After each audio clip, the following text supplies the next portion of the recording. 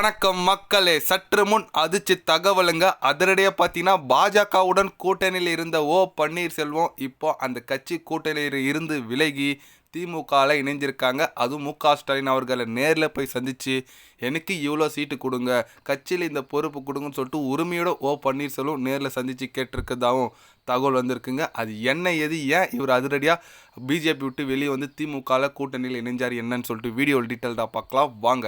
ஆமாங்க, சமீப காலங்களில் பார்த்தீங்கன்னா பாஜக அதிமுக கூட்டணி இணைஞ்சினால பன்னீர்செல்வம் அதிமுக மீண்டும் சேர்ந்துருவார் அப்படி இப்படின்னு சொல்லிட்டு சில பல பேசிகிட்டு இருந்தாங்க. இந்த நிலையில் பார்த்தீங்கன்னா எங்களுக்கு அதிமுகவோட கூட்டணி வச்சு பிடிக்கல, நாங்கள் வெளியேறோன்னு சொல்லிட்டு இப்போ பார்த்தீங்கன்னா பிஜேபி கூட கூட்டணியிலிருந்தே வெளியேறிக்கார் பன்னீர்செல்வம்.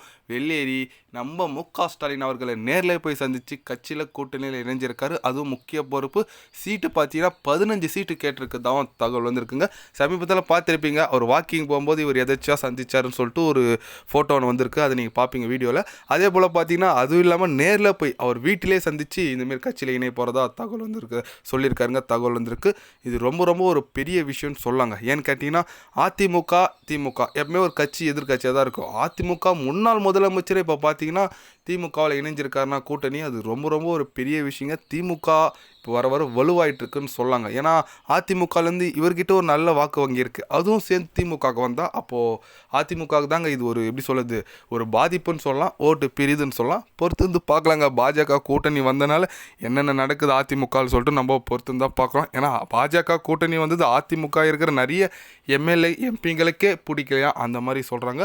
பொறுத்து வந்து பார்க்கலாங்க என்ன மாதிரி முடிவு வருது. இந்த 2026 தேர்தல் எந்த அளவுக்கு களை கட்டுதுன்னு சொல்லிட்டு நம்ம பொறுத்து தாங்க பார்க்கணும். நீங்கள் சொல்லுங்கள், 2026 தேர்தல் உங்கள் ஓட்டு யாருக்கு, யார் வெற்றி பெறுவாங்க? உங்களோட கருத்துக்கள் நம்ம சீமான் அண்ணனா, இல்லை தளபதி விஜயா, நடிகர் விஜயா, இல்லை தளபதி ஸ்டாலின் அவர்களா, இல்லை எடப்பாடி பழனிசாமி, இவங்க 4 பேர் தான் சிஎம் கேண்டிடேட்டில் நிற்கிறாங்க. இதில் யார் வெற்றி பெறுவாங்க? உங்களோட பிடிச்ச கட்சியில் எந்தெந்த கூட்டணி போனால் நல்லாயிருக்கும்? உங்களோட கருத்துக்கள் என்னன்னு சொல்லிட்டு மறக்காமல் கமலில் கொஞ்சம் சொல்லுங்கள். இது போன்ற தினசரி நியூஸை தெரிஞ்சுக்கணுன்னா சேனலை சப்ஸ்கிரைபும் லைக் ஒன்று பண்ணிக்கோங்க. கண்டிப்பாக day by day channel update வரும். மறக்காமல் சப்ஸ்கிரைப் மட்டும் கொஞ்சம் பண்ணி வச்சுக்குங்க. நன்றி, வணக்கம்.